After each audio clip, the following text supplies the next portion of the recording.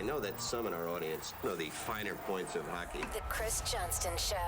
We are your friends. The biggest stories, bringing you inside the game. What did you hear? The Chris Johnston Show. Powered by Sports Interaction. Wanna bet? What is going on? Here's Chris with your host, Julian McKenzie. Part of the game. Trade deadline time is done. Things have calmed down. You can tell in the way my voice sounds so serene, and I'm sure CJ, you have a similar vibe as well. Yeah, broke out the sunglasses. I know they're controversial among some, but just dictating a mood, right? Just projecting the way the entire industry feels right now. Obviously still some heat turned up in certain places on certain teams and certain situations, but in general, this is a calm period before the storm that is the start of the Stanley Cup playoffs. Don't tempt me with a good time. We're still a month away from that. Even though it's looking like the team that I cover might miss it, I'm still very excited for what we might get from this year's Stanley Cup playoffs. We might touch off on another team I cover, but there are two teams I want to discuss at the start first. Two teams who, one team, their fan base seems to be a little bit up in arms. One, Steve Dangle, was pretty upset in their latest LFR. And another team doing something pretty interesting. And it just so happens these two teams will play against each other in the first round of the Stanley Cup playoffs. Which team, after this past weekend, are you showing more concern for? The Tampa Bay Lightning, who benched their three superstars in a game against the Buffalo Sabres before getting walloped 6-0 against the Carolina Hurricanes, or the Toronto Maple Leafs, who lose in Vancouver and in Edmonton, while also seeing Ryan O'Reilly pick up an injury. I think Austin Matthews took a shot off the knee as well, but also just a little bit of a freak out starting to stem up within the fan base in Toronto. Well, this might not be popular. I'm not that concerned about either, man. I mean, this is the other side. We can't have both arguments. We can't say it's crappy that there's the season doesn't mean much for these teams, that we've known for a month or two that they're going to play each other, that there's still at least a month until they play each other, and then freak out because of 2 or 3 games. And so let's go one by one. The Lightning. Look, it's not a good look. You bench your top players. Obviously, John Cooper, that's for him, that's the closest thing to like lifting the latch and hitting like that's him hitting the panic button or like it's using a tool at his disposal. He can't do too much. He can't go to that too often. And then they lose badly in Carolina the next day. I understand why you go like, oh, where was the response? But I just think a team that's won as much as they have, that's been through what they have, I don't worry that much. I mean, clearly there's a time there they've got to clean it up, and they've been very leaky. They've let a lot of goals in the last stretch of games. I get that they're not been sharp, but they still have, 5+ weeks here in the regular season before really anything truly matters. And I just think we've seen it time and time again from those guys. Like, we know they're gamers. They show up whenever it matters. They won their second Stanley Cup 2021. They were the road team in all 4 playoff series. Like they started every series on the road, and they went through that Stanley Cup playoffs. I mean, these guys can win in a bubble. They can win on the road.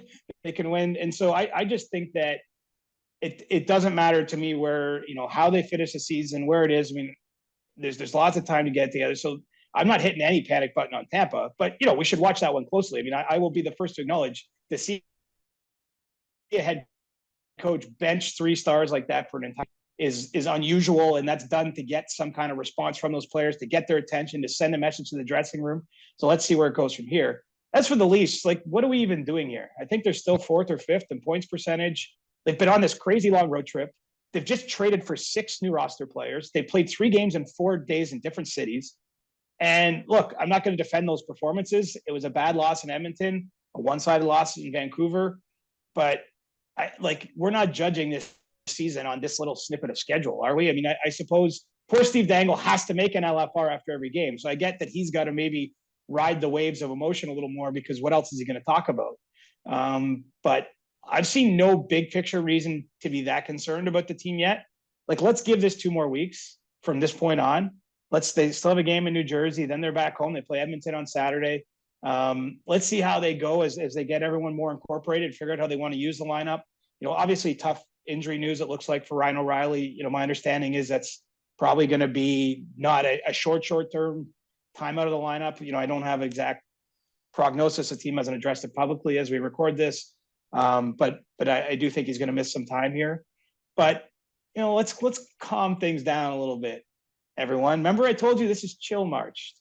This is just relax. I don't think, again, I'm not defending any game, any performance. I think that it's a perfectly understandable performance. The team has been on the road forever. There's all these new players. They have no practice time. So some combination of fatigue, new guys, just the drag of a road trip, I think kind of makes sense that this hasn't been the best stretch, but it's not as though they've lost 6 in a row. You know what I mean? Like, I just think, that they've earned some benefit of the doubt. And then everyone's going to say, well, what about this year and this year and this year and all the things that happened before? Well, this current group has been pretty consistently on it. And I don't think this is going to be a prolonged slide into oblivion. Okay. I like those thoughts. Can I pick your brain about 2 more things before we bring on DB and we get to all the fun questions for Ask CJ? It is a Ask CJ Monday, but we're going to make it fun. Can I pick your brain about 2 more hockey things? Absolutely. Okay. Your thoughts on Jakob Chychrun and the loving he's getting in Ottawa since being acquired at the deadline, and just him and his performances and everything going on over there. Well, to me, if you're not affiliated with one team, this might be the best kind of story going in the league right now, or certainly one of the handful. I mean, just from the human side of things, clearly the length of time Jakob Chychrun had to wait to get dealt from Arizona, having your name in so many rumors, going through some of the injury situations he had at the end of last season and the start of this one. I mean, this is a guy he's been through it, man. And he gets traded to, a team that is in the middle of a playoff run, that has other players kind of in his age band. You know what I mean? Like the Senators, you can see them coming together and really putting a push on to try to get into a wild card spot. There's good vibes in general in that city, in that situation. It happens to be a city where his family has close ties to. I see these pictures on his Instagram story, him and his grandpa out for like a Caesar. His mom's posting all this love on Twitter just about how nice it is to be with family. The team's winning. I mean, you can understand Jakob Chychrun must feel like he's been released back into the world. He's seeing sun after, being stuck in the basement for a little while. And so, I think it's such a cool story. I think it's really neat to see the Senators playing as well as they are. Look, they're still facing uphill odds here. It's not even 50-50, I don't believe yet that they make the playoffs, but they've won a ton of games and they've added this player that I think is going to help them, whether they get in now or not this spring. I mean, they've already accomplished sort of one of the organizational goals of playing meaningful games in March. Calendar says March. These games do matter.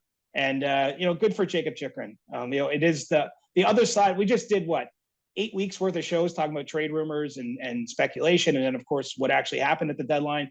The human side of it shouldn't ever really be lost. And there is a human toll, I think, for someone that's been in those rumors for 18, 19, 20 months like Jakob Chychrun has, and all of a sudden gets dropped into his hometown kind of thing with a team chasing the playoffs. I mean, it's just a great story for him. And I love the love-in. I love the way the Senators greeted him for his first game at the entire center. He gets sort of a standing O his first shift. I mean, this is the good vibes are rolling right now. The vibes in Ottawa are immaculate, Julian. I believe that. Let's talk about another team where the vibes are exactly opposite. The Calgary Flames, who I don't know if you saw this shot going around after their loss to Minnesota, where the camera's panning to all these faces on the Flames bench, and they vary from worried to defeated and sad. What's your thoughts there? Yeah, the vibe's not immaculate in Calgary, and I think with good reason. I mean, look, to go on the losing streak they have at the time they did, when management has been so clear about wanting to get direction from the players. I know there was a couple additions made, but nothing we'd call splashy at the deadline, by Brad Treliving and his staff. I think just the weight of this is sinking in on everybody. Like this is a team that did not meet whatever it was on paper, never has manifested itself or come together on the ice for a long enough stretch of time to have them have success. And I would think that that's sort of maybe sinking in now. Like the time is dwindling to turn it around. They've had some shitty luck, let's call it. The game against was the Bruins, where they had a huge, the shots were insane and they lose a tight game there. Even Toronto, they're in the third period. It's a tie game the night before the deadline. The Leafs squeak out a victory. Then they lose this game to Minnesota. Like it it's snowballing in the wrong direction. They've definitely come through a tough stretch of schedule when you look at the teams they've played. And I think that needs to be kept in mind here is they have faced a difficult stretch. And so maybe there's a way to salvage this, but it just feels like with each passing day that becomes less and less likely. There's no hope coming really from outside. Like there's no white knight in to save this. They have to figure it out themselves. And something has just been off all year in that organization. And I don't know that it's easy enough to say it's one thing. I think it's just maybe incorporating all those new pieces, some chafing obviously with some of the players and Daryl Sutter. I just think it's sort of it's been a tumultuous time there, Julian, and it doesn't look good. Let's state the obvious. It's not impossible. The math is not on their side though, and they need to get it together quickly, or else, my man, missing the playoffs. I wouldn't have guessed that after last year, even with the changes, because I thought that Brad Treliving did the best into the circumstance, like in a really tough spot. He did turn over two of his best players and bring in some other guys, but it hasn't come together yet. And look, it might in time. Like it's still too early to say. Like I will not say like Jonathan Huberdeau might have still a great Flames career, but it's not been a great season. Right? Like Nazem Kadri is, I'm not saying that that's a disastrous signing. Like I think that there's still room to tweak and add and find ways to make this work, but I think that they're going to have to, go back to the drawing board. And unfortunately, there was no ability to do that at the trade deadline. Like the real work under the hood has to be done this summer. And there's a lot of storylines and potential work. I mean, up to now, we don't know who's going to do that work under the hood this summer. Yeah, we still don't know. I mean, I think Brad Treliving has a decision to make about whether he wants to stay on there or not. Obviously, his contract's coming to an end. We'll see how that situation resolves itself. Who is it, ex-GM? I mean, yeah, you're right. There's big decisions. Does Daryl Sutter keep his job? I know that sounds crazy to ask, but, some of this has to fall on the coach's shoulders too. And so, I don't know how that's going to shake out yet. It's not premature for us to talk about it, but it's really premature for us to know where it's all headed.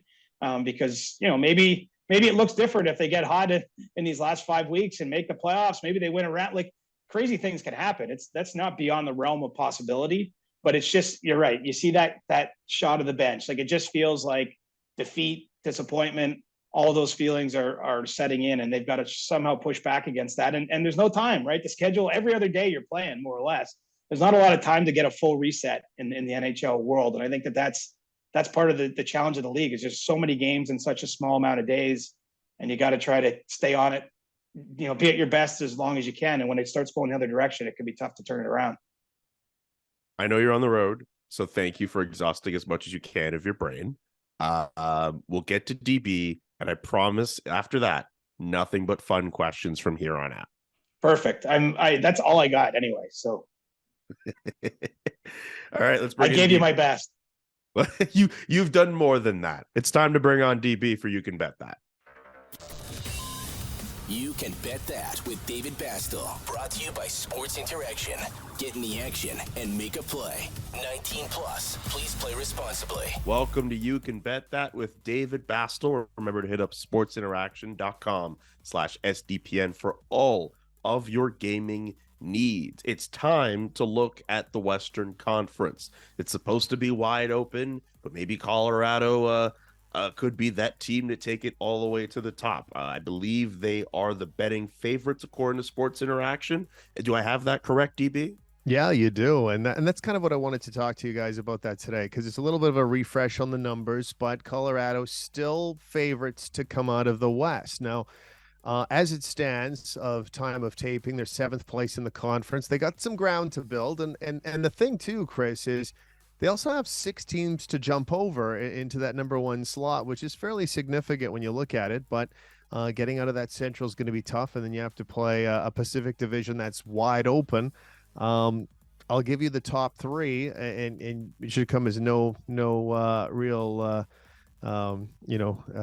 education there, because it's Colorado, Vegas, and Dallas. And after that, it's still wide open. Do you have any inklings of what could actually come in this Western Conference, which is clearly the Wild Wild West? I'd lean more to Vegas or Dallas, honestly, and probably to the Golden Knights is where my sort of instincts take me. Because the other thing about Colorado is they have to pass those teams. They also have nothing to prove, right? I mean, we all know that they've been injured. They won last year's Stanley Cup. I think a team like that is just trying to get in, make sure they book their place. Clearly they want to play well down the stretch, but I don't think there's as much push to finish in the highest spot in the standings. I think they're comfortable going on the road for the playoffs if they have to. And so, I still like their team a lot, and I understand where the odds makers are probably looking there. But to me, I just don't see a compelling reason that they have to go, 15-5 down the stretch to finish the season. I think that they'll just be content to get in and have their spot. All right. We'll have to see how it plays out for the rest of the year. Remember to hit up sportsinteraction.com/SDPN for all the best odds before game, in game, and the best props. Again, sportsinteraction.com/SDPN. DB, we will talk soon. Looking forward to it, guys. It's time to tame your mane. No one likes a weird beard, so say goodbye to all your stubble trouble with the Manscaped Pro Beard Kit, and it starts with the Beard Hedger. This thing is a juggernaut of fixing faces. I don't know how I feel about reading the word juggernaut in this ad, but this thing works really well. This is a cordless trimmer with a rotary wheel that gives you about 20 hair cutting lengths, all with one guard. So no more messy drawers full of extra add-ons. That's right. Face grooming doesn't have to be hard. You can get 20 different beard lengths in just one guard. Plus, it's waterproof, so you can shave in the shower to avoid all of that hair in the sink. The titanium-coated T-blade is tough on hair, but smooth on your face. See, really smooth on your face, leading to single stroke efficiency that brings satisfaction one stroke at a time. That being said, though, it is a kit that does not end here at all with the Beard Hedger over here. They have 4 dermatologist-tested formulations for post-trim care. Let's see if we can pull out some of these here out of our fancy kit. They have the beard shampoo right over here, pretty nice, and conditioner. We have beard oil over here, which is pretty nice, pretty sweet to see. An essential piece for your main facial accessory. Of course, nobody wants any whack, dry skin and beard is just brittle and all that. I know I got a little bit of a small one, a little bit of a baby one, but look, little baby beards need love too. And I think this here beard oil will definitely help as well. Here is the conditioner. Sorry, it's a bit of a, just coming out of the jar here. You got to make sure you got to get these right and that they don't fall off. But you got the conditioner here and you have beard balm as well. It looks really sweet. Plus you have look at this. Look at this. This is really sweet. This is a bit of like an impromptu unboxing, I want to say. I think we got a little bit of a brush coming out here, which is pretty sweet. Look at this. Look at this. They got the logo on the side too. Pretty sweet. So for those trying to catch up, the beard shampoo, which and the conditioner as well, which just looking for all for different types of hair as well. If your hair is coarse, the beard is coarse, easier damaged on the hair than your head. That's why the kit has the shampoo and the conditioner designed to moisturize, reduce ingrown hairs, replace natural oils as well, promote beard health. Like they have that in check. The balm with the pomade that shapes, styles, and moisturizes and tames for a sculpted look to attract any fellas or dames. And 3 free gifts, including this here brush. There's a comb and scissors here as well to ensure the beard is ready to impress. 20% off with free shipping if you go to manscaped.com/Johnston. That's 20% off with free shipping at manscaped.com. Use Johnston as the free code to get yourself 20% off the Beard Hedger, 1 stroke, 1 guard, 20 length. Our next partner is Athletic Greens. I take AG1 by Athletic Greens literally every day. I give it a try because better gut health, sustained energy, immune system. Look, we've had days where we've done this show and I'm recording and I'm waking up at 7 a.m. Calgary time to do this. You know how hard it is to do with little to no energy? Thank God I have AG1 in my life. I can take it on an empty stomach, and it at least, makes the idea of doing a show at 7 a.m. Calgary time where it's super dark outside all the more bearable because I have the energy. Look, I have the energy doing this ad right now. I think that's a pretty good sign that AG1 is something that could work for you. I should mention for those wondering, what's the deal with it? You can have about 75 high quality ingredients in the powder. You take a bottle of water, or you could take like this little this is a really fun cup I've been drinking throughout this episode. I just found this at a random store. I just put some water in there. You put some powder in there as well. It's got 75 high quality ingredients that give you the key daily nutrients and long-term gut health support that'll help you get through your day. Mix that whole thing up. You got yourself a nice little solution as far as I'm concerned. Not to mention, for those who are trying to get into it, who've been a little hesitant, they're like, hey man, I'm thinking about doing it, but I think I probably need some kind of a deal. If a comprehensive solution is what you need from your supplement routine, Athletic Greens is giving you a free 1-year supply of vitamin D and 5 free travel packs with your first purchase. Go to athleticgreens.com/Johnston. That's athleticgreens.com/Johnston. Go check it out and go get AG1, man. Do right by your gut health, immune system, all that fun stuff. athleticgreens.com/Johnston. Go check it out. As promised, ask CJ on a Monday, but the questions are fun and they're not any serious hockey questions. Are you ready, CJ? Ridic only. I love it. Yeah. I'd say some of the questions we have are a little bit ridiculous. Let's see. From George, who is very prominent on We should say too, Julian. Yes. I have not preemptively read these. Like this is so I might get stumped. Like if the questions are really out of left field and weird, I might need a little bit of time to work through it mentally. But I'm just saying that disclaimer is that I do not know what's coming. Okay. Give yourself all the time for this first question from George. At SDPN karaoke night, what would be your go-to performance to bring down the house? Ooh. Well, I would. This will not surprise you. I'd be going with an oldie for sure. Mm-hmm. Something from my era when I loved music the most. Well, I don't know. I kind of like feel like I might do Taylor Swift Anti-Hero. No, what you just said you were going to do an oldie. How did you go from that to Anti-Hero? Well, because I was thinking if you're bringing down the house, like I could go into like something from Radiohead or something like that I really love that I know all the words to that I wouldn't even need the prompter and I could really put my heart into. But then I was like, it'd be more surprising if like old ass CJ got on stage and did an Anti-Hero. And I just love that song. So I think that's where my brain pivoted. I was like, wait, yeah, I could do another song that I could actually sing reasonably well, though I have a terrible voice, if we're being honest.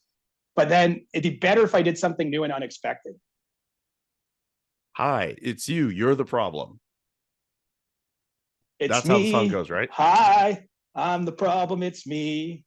Your voice isn't that bad. You can hold the note a little bit. I'm realistic, man. I'm realistic. I don't hold a tune that great. Okay, that's fine. Well, I didn't Anti-Hero. If we're doing SDPN karaoke night, put me down. Put me down. I'll do it. We should do a legit SDPN karaoke night during the draft. I'm just going to put that out there for Adam. From Dr. Sun on Discord. In the annual SDPN All-Star Game, the Coburg Papas defeat the Dangle Navy thanks to a buzzer-beating goal by their captain's son, CJ.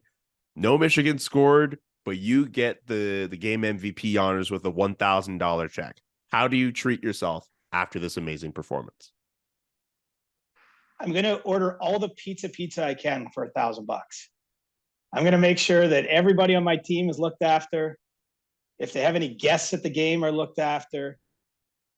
Just like dipping sauces raining from the sky, garlic dipping sauces, and all the pizza you can eat. That's my $1,000 treat for being the game MVP. Marinara sauce for everyone. Okay. Next one. Garlic, man. You can't go wrong with a garlic dipping sauce. Very fair. I prefer marinara. This one from, let's pick Chris Thorne. Hello, guys. I am from LA and I collect hockey cards. I was wondering if you do or ever did. If so, what is your favorite hockey card? And my favorite chocolate bar is a Snickers. Love it. The chocolate bar weighing in. I was a big hockey card collector as a kid. Hockey and baseball. Probably more popular in my era, Julian, than yours. Like I'm thinking early 90s-ish time. My next door neighbor actually owned a sports card store in Coburg. And my parents would let me bike downtown by myself when I was like 8 or 9 years old. I'm talking maybe like 3 kilometers from where I grew up, give or take. And I would bike down there on a Saturday morning and literally just hang out in the shop with my next door neighbor for like 5 hours at a time. I mean, obviously look through cards, talk to the customers a bit. I wasn't really working in any functional way, but I was huge into that. I love the Upper Deck series of hockey at that time. There's a Pavel Bure card where he's in rollerblades that I used to think was like that's so cool. the shit.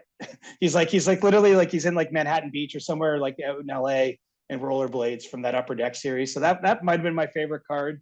But I never got back into it since then. And so all those cards that ever I have from as a kid are sitting in my dad's basement somewhere or whatever. I haven't looked at them in 20 years. I'm not sure if anything in there is worth any money at this point in time, but that's basically been my tie to hockey cards. I know they've gotten a lot cooler now. Like you get like a piece of a game worn jersey in there or whatever. They've gotten a lot more interesting over the years, but my love was strong when I was young and I still think of it fondly. I had a very mini hockey card phase when I was young, like in the early 2000s, and I would go to like yard sales, and if they had cards, like I would like buy some, and I have a little binder that's I think still in my old office back at home in Montreal, where some of those cards are. And randomly, like I'll have like a bunch of like old random cards. It's hard to say. Like I'm trying to remember all the players. I think I have a Steve Yzerman one somewhere. But yeah, I've got a few. But like the coolest part of that collection, like I randomly came across like this old anniversary collection of Montreal Expos cards, and it's all these different players and managers through the years. And I think the set was released in like 1994. It was an anniversary series. So I have like a bunch of cards of like some of the guys from that 94 team as well. I think it was McDonald's branded too. I want to remember.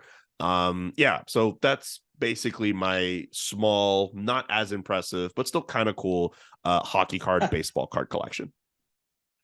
I love that they still exist. Like I love there's still a modern desire for these things. Like it's kind of cool. I mean, obviously there's NFTs are big in the NBA. Maybe those will become big in the NHL at some point. It's kind of a modern day version of it, but I love there's still people out there open a pack of cards. There's nothing like that feeling. You don't know what you're going to get when you open a pack of cards. I read you. In fact, even now, I would much rather like the genuine card in my hand than like an NFT. No respect to people who are big in that world, but like I'd much rather have the card in my hand.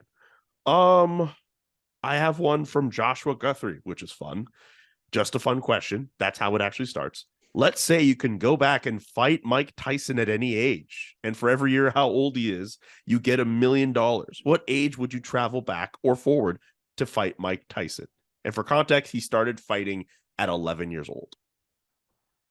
I would not fight Mike Tyson today. No. But like, who would rewind it?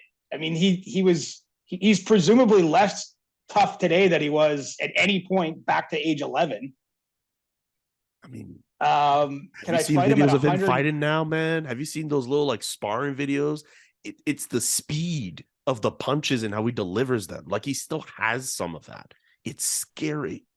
Well, I can't hurt anybody. I've never been a fighter, Julia. Just like never at any point in my life, even as a little kid, when maybe it's like kids tend to, fight a bit. So I've never hurt anybody as it is physically. I don't know. Can I fight him when he's 148 and somehow I'm at the fittest I've ever been? Like that might be the only chance I have of ever surviving such a fight. Who cares what the monetary aspect here is irrelevant to me. I'm like, at what point could I fight Mike Tyson and live?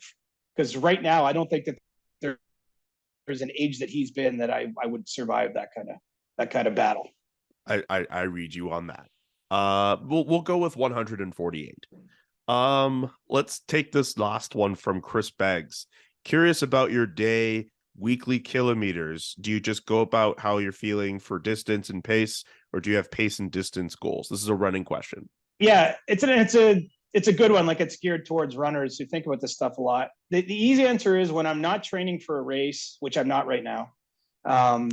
I just kind of go by how I feel each day. I don't put any pressure on myself in terms of the pace, especially. So I'm probably doing like 50 kilometer weeks now. It's maybe normal. And a lot of slow miles. I mean, it's winter time. I've been running outside in the ice and snow and cold. So I just kind of go with how I feel each day. Often, especially in the winter, I have a watch that shows things like the pace, but it's covered up by my jacket and my gloves. I'll just go run. I know obviously the distances because I have routes that I do around, where I live. But I don't get too fussed about that. But, when I'm in the period where I'm training, I did a half marathon in October, through the summer months and into September, I really ramped up the mileage, and I did try to hit more pacing goals to do it. So with running every day, I don't think you could be, at least for me, I'm not like crazy in shape. Like some of these people I see out on the roads are like amazingly in shape. I still eat pizza and, have the odd glass of wine. So I try to have a balance there. I'm not a crazy runner, man. But when I'm trying to get into a certain race shape, I'll get a little more fussy that way. But, these days I went 5K this morning, it's not that impressive. So like stuff, that's kind of how I approach it. And I sort of feel like for me to keep running every single day, I need to stay healthy. And one of the ways to stay healthy is sometimes to let your body just have an easier run than pushing it hard all the time. A model for so many people to strive for. Chris Johnston. Hey, a few people have been in my DMs, man, that have started their own run streaks just after hearing this. So like that actually brings me like tremendous pride that I can have at least a positive influence on a few people, because obviously it's something I'm passionate about and it's been really important for me. So it's cool that a few other people want to do that. And I'm by no means am I saying everyone should do it. Find what works for you and do it to the best of your ability. That's kind of how I think exercise, or really any pursuit that you're doing, really should be applied. And that's going to do it for this great Monday edition of the CJ Show. Thank you to everyone who watched on YouTube or listened on audio. And thank you for bearing with us with any internet connectivity issues throughout today's pod. I think we got through it as well as we could, but just want to put that little disclaimer out there for everybody. Yeah, and thank you to producer Nick, because he's got the hard job on a day like this trying to make this thing sound okay. I mean, he's got the hard job every day, if we're being honest, but especially today, I'm challenging his brain a little bit. Yeah, seriously, yeah, it's to put up with both of our egos. Well, that's what he signed up for. Sorry, buddy. All right, we'll be back on Thursday with a brand new episode. For CJ, I'm Julian. So long. Peace. The Chris Johnston Show. Powered by Sports Interaction. Wanna bet? Inside the Game, twice a week. Follow Chris on Twitter @ReporterChris. And follow Julian McKenzie @JKMcKenzie. The Chris Johnston Show.